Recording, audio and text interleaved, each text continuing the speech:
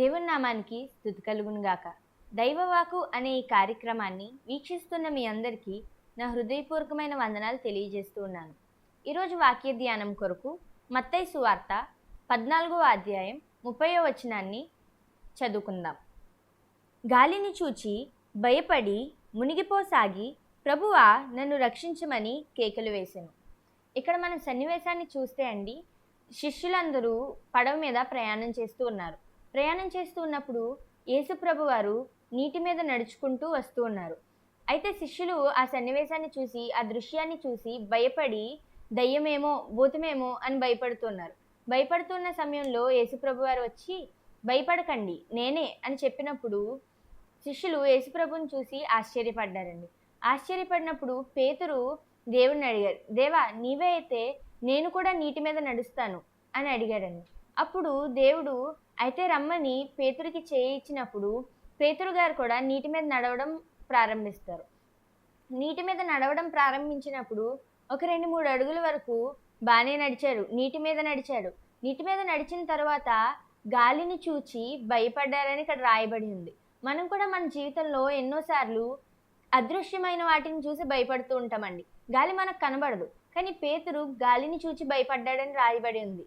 అయితే గాలిని చూచి భయపడినప్పుడు హిస్ ఫోకస్, పేతురు యేసుప్రభు వారి మీద దృష్టి ఉంచట్లేదు కానీ తన చుట్టూ ఉన్న వాటి మీద దృష్టి ఉంచాడండి. మనకు కూడా ఎన్నో సమస్యలు ఉంటాయి. మనం యేసుప్రభు వారి వైపు కాకుండా మన సమస్యల వైపు చూస్తాం. అలా సమస్యల వైపు చూచినప్పుడు ఏమవుతుందంటే మనం మునిగిపోవడం ప్రారంభిస్తాం. పేతురు కూడా గాలిని చూచినప్పుడు మునిగిపోవడం ప్రారంభించాడు. అయితే ఇక్కడ పేతురు దగ్గర నుండి మనం నేర్చుకోవాల్సిన ఒక గొప్ప విషయం ఏంటంటే, పేతురు మునిగిపోవడం ప్రారంభించినప్పుడు పేతురు ఒక చేపలు పట్టే వ్యక్తి కాబట్టి పేతురుకి ఈత వచ్చి ఉంటుంది. పేతురు సహోదరుడైన ఆంద్రేయ, మిగిలిన శిష్యులందరూ కూడా పడవలో ఉన్నారు. వారందరూ పేతురుకి యేసుప్రభు కంటే ముందు నుండి పరిచయమే. వాళ్ళందరి కోసం పేతురు గారికి బాగా తెలుసు. వాళ్ళు ఈత కొట్టగలరని, మేబీ పేతురు గారిని కాపాడగలరని కూడా ఆయనకి నమ్మకం ఉండొచ్చేమో. నమ్మకం ఉన్న ఆ సమయంలో కూడా పేతురు తన మీద తను రిలై అవ్వలేదు.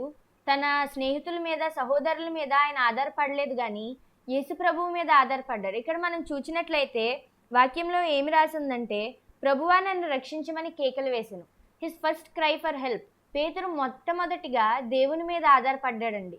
తన కష్టంలో ఉన్న సమయంలో, మునిగిపోతున్న సమయంలో తన మీద తాను ఆధారపడలేదు, తన సహోదరుల మీద ఆధారపడలేదు కానీ దేవుని మీద ముందుగా ఆధారపడ్డాడండి. మనకు కూడా ఎన్నో కష్టాలు ఉన్న సమయంలో, వేదనలో ఉన్న సమయంలో మనం మనుషుల మీద ఆధారపడుతూ ఉంటాం, వేరు వ్యక్తుల మీద ఆధారపడుతూ ఉంటాం. కానీ మనం మొట్టమొదటిగా దేవుని మీద ఆధారపడగలిగితే మన జీవితంలో గొప్ప కార్యాలు మనం చూస్తామండి. మనం దేవుని మీద ఆధారపడగలగాలండి. ముందు మనం మనుషుల మీద ఆధారపడినంత కాలం కూడా మనుషులు మనల్ని మోసం చేయొచ్చు, మనుషులు మనకి కావలసిన ఆదరణ ఇవ్వలేకపోవచ్చు.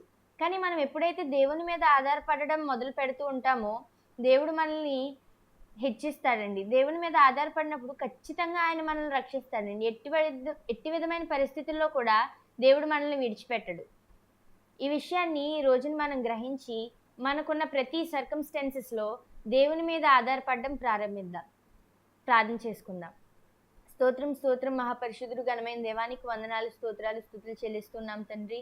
గొప్ప దేవుడువు, మమ్మల్ని రక్షించు దేవుడు అయినందుకు నీకు వందనాలు తండ్రి.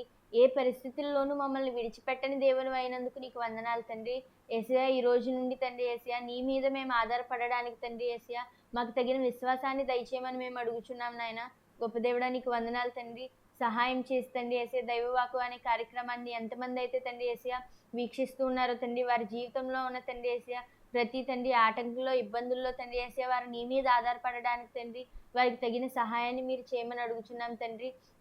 వారి బాధల నుండి, కష్టాల నుండి, యేసయ్యా వ్యాధుల నుండి తండ్రి యేసయ్యా వారిని విడిపించి తండ్రి యేసయ్యా వారిని తండ్రి యేసయ్యా స్వస్థపరచమని అడుగుచున్నాం తండ్రి. యేసయ్యా నీవే వారికి తోడైన నడిపించమంచు. యేసు దివ్య నామం అడుగుచున్నాం మా పరమ తండ్రి. ఆమేన్.